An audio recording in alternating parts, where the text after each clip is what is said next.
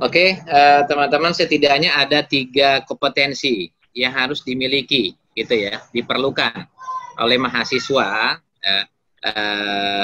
di Prodi Hukum Keluarga Islam.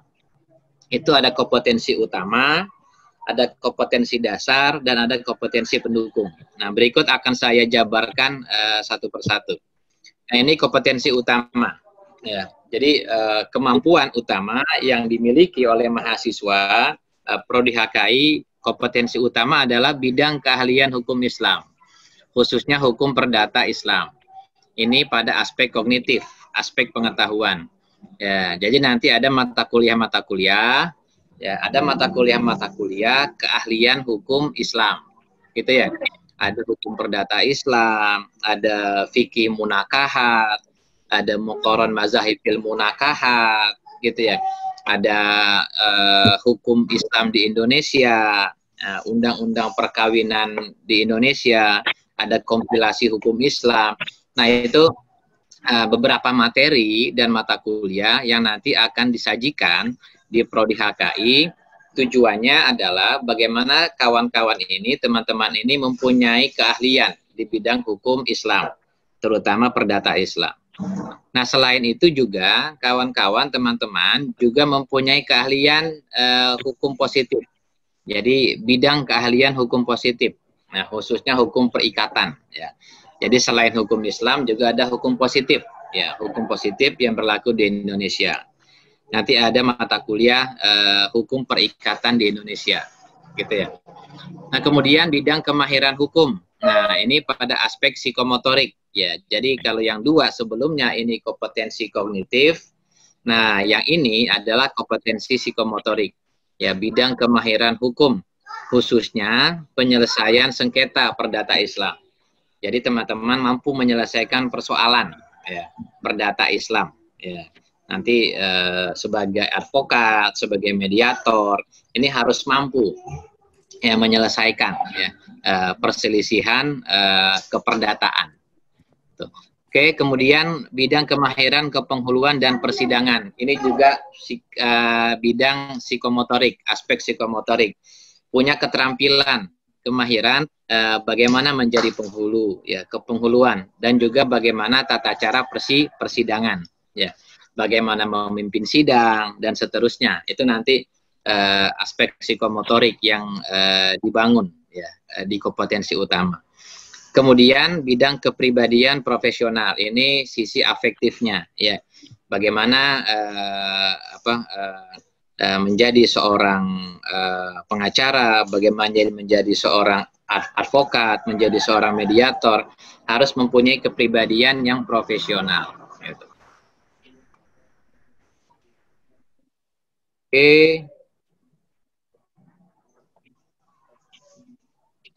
Ini kompetensi dasarnya. Ya, kalau tadi kompetensi utama, berikut adalah kompetensi dasar. Jadi ada aspek kognitif, bidang keahlian, ini general knowledge, ada bidang keahlian ilmu, keislaman. Ya.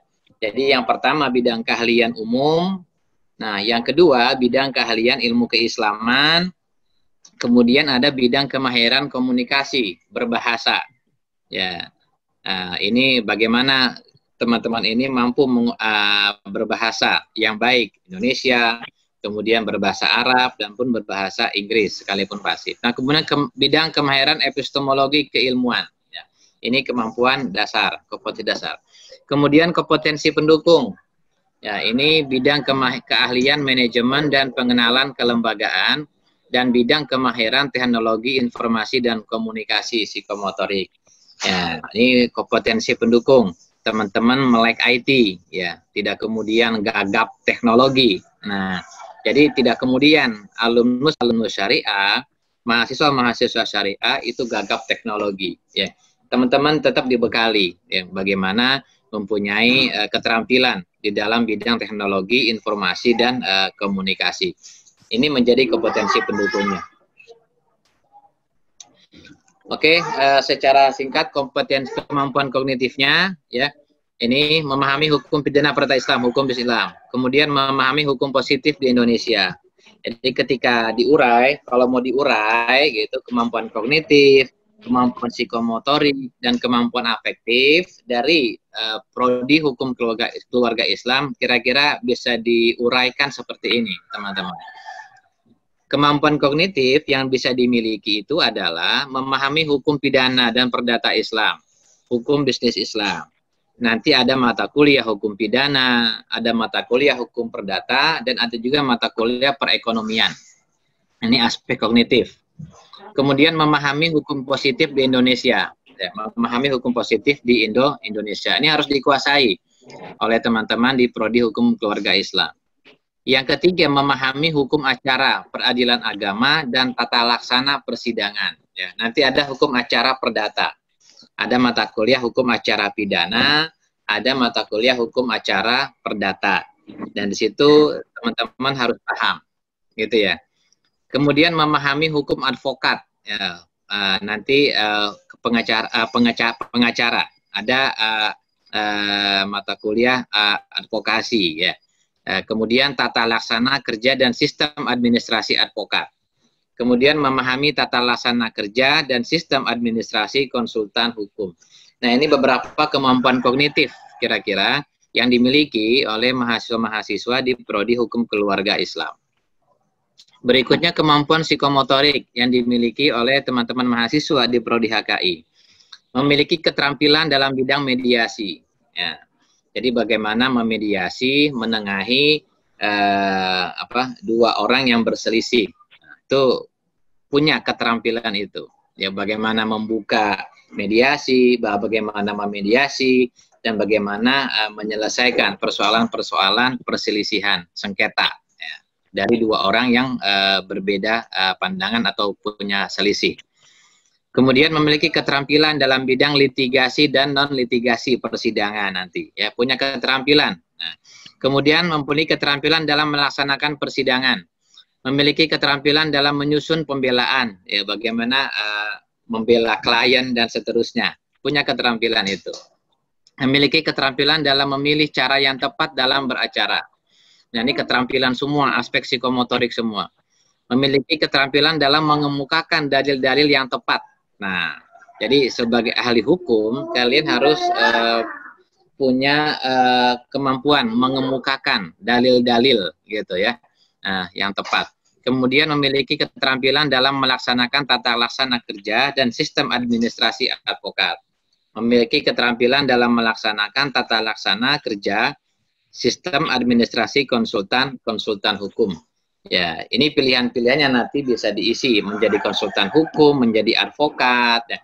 Jadi semua keterampilan-keterampilan ini insya Allah akan dimiliki oleh teman-teman mahasiswa di prodi hukum keluarga Islam. Kemudian kemampuan afektif. Kemampuan afektifnya menjadi praktisi peradilan yang adil, jujur, profesional, responsif, kreatif, dan inovatif. Ya.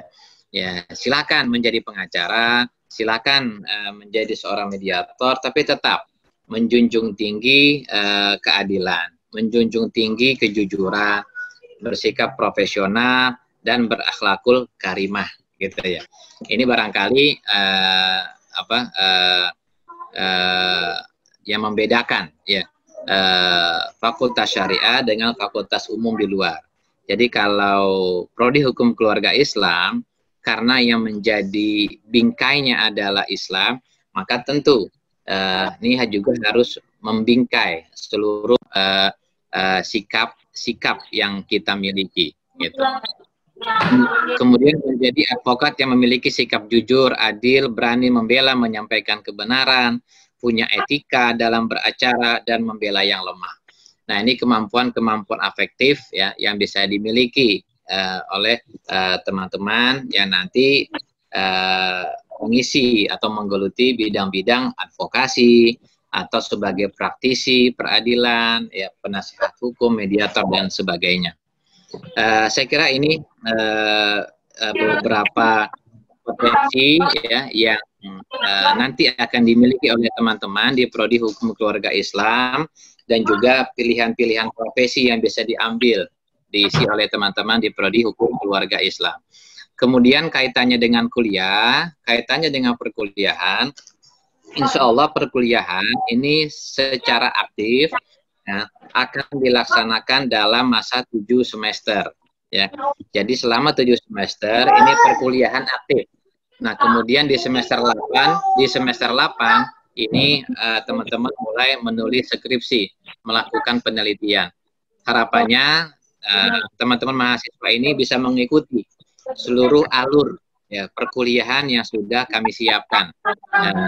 Jadi tidak kemudian ada mata kuliah yang tidak lulus misalnya. Jangan sampai kemudian ada mata kuliah yang tidak lulus, karena ini akan menghambat teman-teman ya dalam penyelesaian studi. Gitu. Ya Allah. Lambat penyelesaian studi. Jadi harapan kami ikuti seluruh perkuliahan dengan baik, ikuti alur perkuliahan yang sudah diatur oleh prodi. Harapannya semua mata kuliah ini bisa diambil di waktu yang tepat ya, dan sehingga tidak ada mata kuliah yang mengulang, mata kuliah yang tidak lulus. Karena kalau ada mata kuliah yang tidak lulus, ini akan menghambat dan memperlambat studi teman-teman gitu. Jadi harapannya 7 semester ini selesai. Nah, semester 8-nya fokus pada penulisan skripsi dan penelitian. Nah, kemudian berikutnya pesan saya juga nanti ada dosen pembimbing akademik. Ada dosen pembimbing akademik nanti akan dibuatkan oleh sekretaris prodi. Nah, dosen pembimbing akademik itulah yang menjadi dosen tempat kalian konsultasi ya tentang perkuliahan ya, mulai dari nilai mata kuliah, kemudian jumlah SKS yang bisa diambil di semester berjalan, kemudian pengajuan judul proposal skripsi, judul skripsi, itu semua silakan dikonsultasikan ke dosen pembimbing akademik. Ya, nanti insya Allah akan disusulkan ya daftar dosen pembimbing akademik. Dan ini akan mengawal mahasiswa sejak mulai masuk sampai selesai, ya, sampai selesai. Oke, saya kira itu beberapa materi yang bisa saya sampaikan. Nah, info lebih lanjut tentang Prodi Hukum Keluarga Islam, silakan teman-teman bisa sampaikan kepada kami, ya, Kaprodi dengan saya sendiri dengan nomor kontak seperti yang tertulis, dan Sekretaris Prodi dengan Taufik Ramadan, ya. MH nih, ini sudah MH beliau, SEC MH, Magister Hukum. Nah, ini kontaknya sudah tertulis di sini. Jadi silakan nanti kalau ada hal-hal yang belum jelas kaitannya dengan Prodi Hukum Keluarga Islam, bisa ditanyakan, konsultasi kepada kami. Saya kira ini ya beberapa hal yang bisa saya sampaikan ya. Kurang lebihnya mohon maaf. Terima kasih atas perhatian teman-teman semua, dan mohon maaf manakala dalam penyampaian ini ada hal yang kurang berkenan. Berikutnya barangkali ada hal yang ingin ditanyakan. Saya persilakan sebelum saya tutup, 1 atau 2 penanya. Kalau tidak ada, atau kalaupun ada mungkin nanti bisa di luar forum ini ya. Oke, baik. Kalau begitu saya tutup ya, paparan dan sosialisasi profil Prodi Hukum Keluarga Islam dengan mengucapkan Subhanakallahumma wa bihamdika asyhadu an la ilaha illa anta astaghfiruka wa atubu ilaik. Wa sallallahu ala sayyidina Muhammadin wa ala alihi wa sahbihi wa baraka wa sallam. Walhamdulillahirabbil alamin. Billahi taufiq wal hidayah wal afa minkum. Wassalamualaikum warahmatullahi wabarakatuh.